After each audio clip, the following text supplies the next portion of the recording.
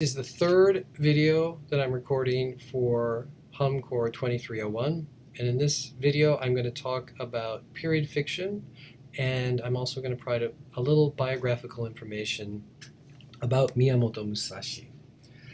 Period fiction, or Jidai Shosetsu, came into its own as a category of literature in the 19 teens.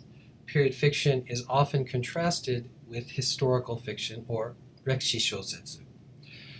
Rekishi Shosetsu, or historical fiction, is supposedly fact-based and historically accurate. It's also seen as more highbrow, and often it is written by authors who are associated with highbrow literature. Period fiction, on the other hand, values accessibility over historical veracity. Examples of period fiction often assume a fundamental continuity between past and present, with characters exhibiting behavior immediately recognizable and identifiable to modern readers. According to a leading authority on the form, Ozaki Hotsuki, modern period fiction is also noted for its conservative worldview, its inventive and convoluted plots, and its focus on action.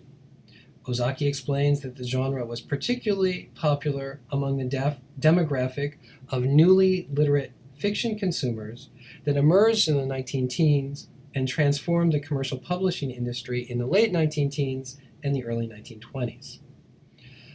Although modern period fiction is an entirely new development, cultural antecedents can be traced back to the early modern period.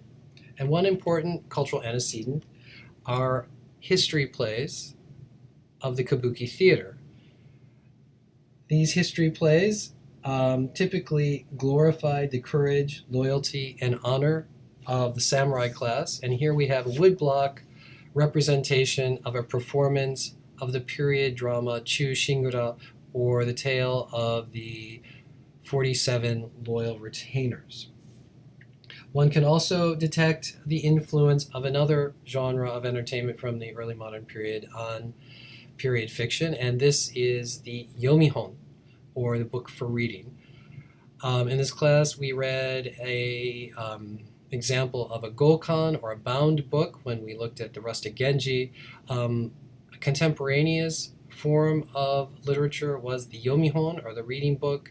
These were stories, they were a little harder to read. There was more text, fewer illustrations, and these stories often represented the conflict between virtuous warriors and forces of evil. And here we see an illustration of one of these supernatural forces of evil emerging and causing chaos in the world that will eventually be rectified by the hero of the story, who is an upstanding and brave warrior. But the antecedent that is most central to the development of modern period fiction is the tradition of kodan. Kodan is a form of popular entertainment. It's a recitation style that arose during the medieval period and reached its peak in the 19th century, so in the early modern period.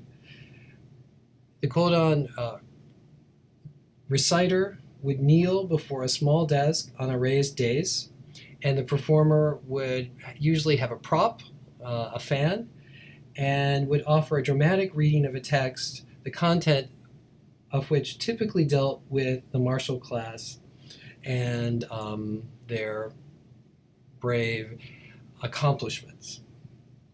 And quite relevant to the context of this class, the growth of modern period fiction out of this kodan tradition was enabled by the introduction of a new writing technology, and that is shorthand stenography. Although the practice of transcribing spoken language into written form has a very long history in the world, it was reconceived in the mid-19th century as an analog to the newly developed technology of photography. In other words, photography was a technology for recording light, and stenography was seen as a technology for recording the spoken word. The practice was first introduced to Japan in the early 1880s and very quickly one of its most popular applications became word-for-word transcriptions of live kodan recitations. And after transcribing the shorthand back into standard writing systems, these transcripts were typically published. So it became a big business.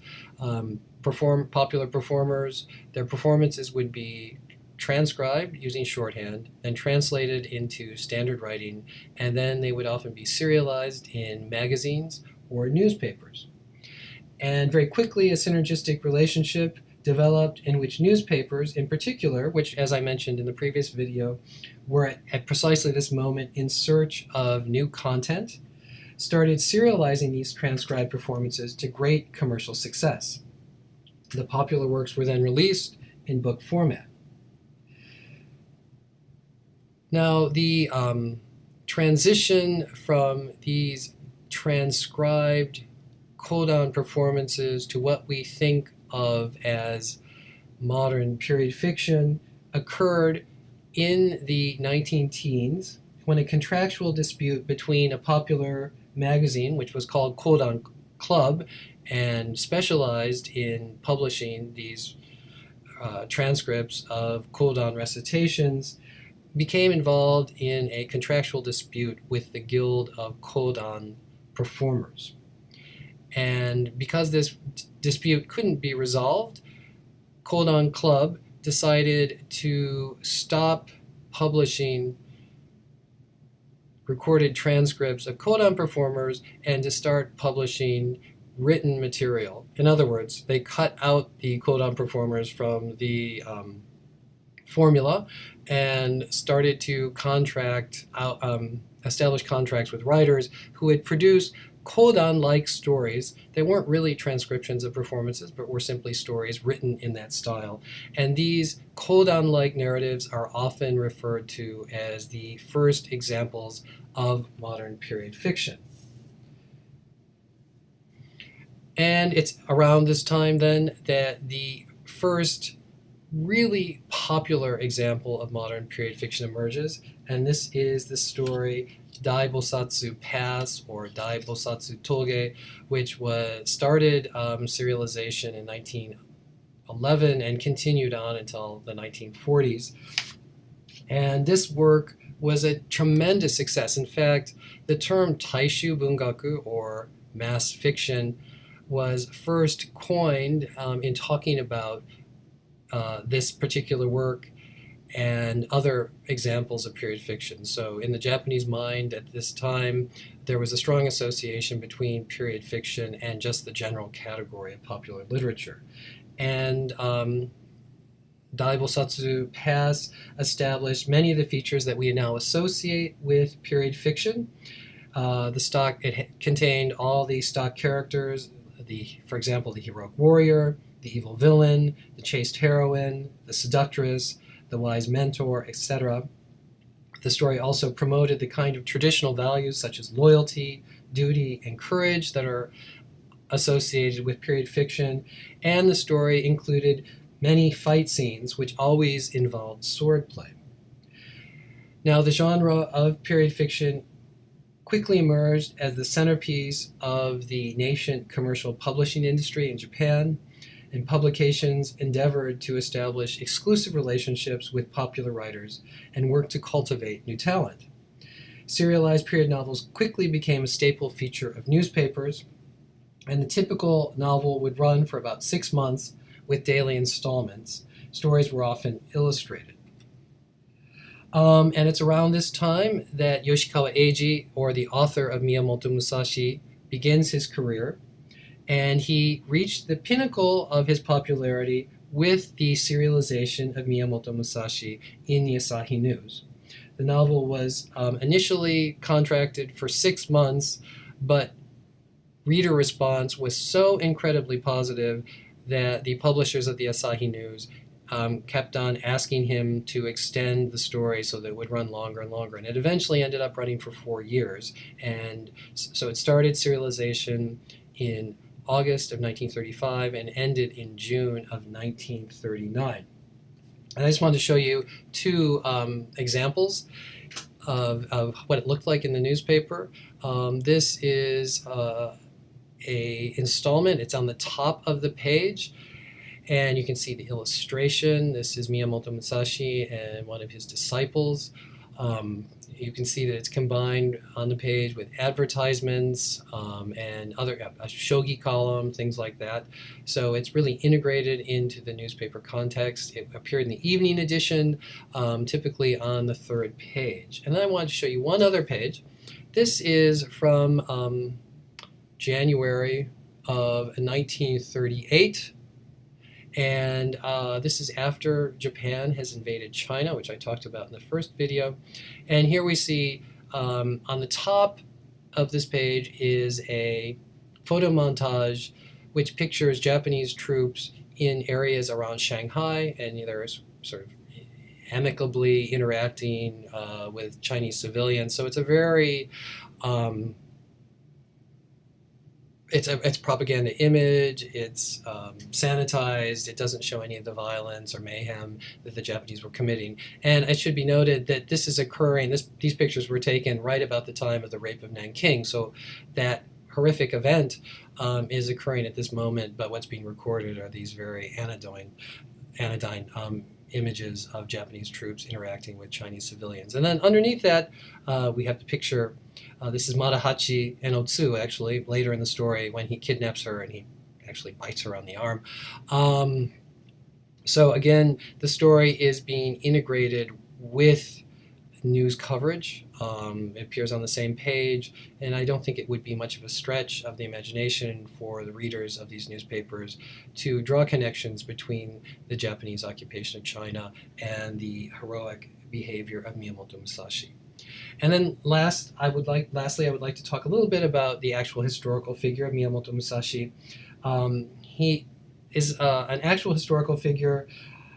He was born in the 16th century and died in the 17th century, and he was famed as a swordsman, and he originated a fighting style called Nitenryu, in which the combatant would hold a sword in each hand and fight.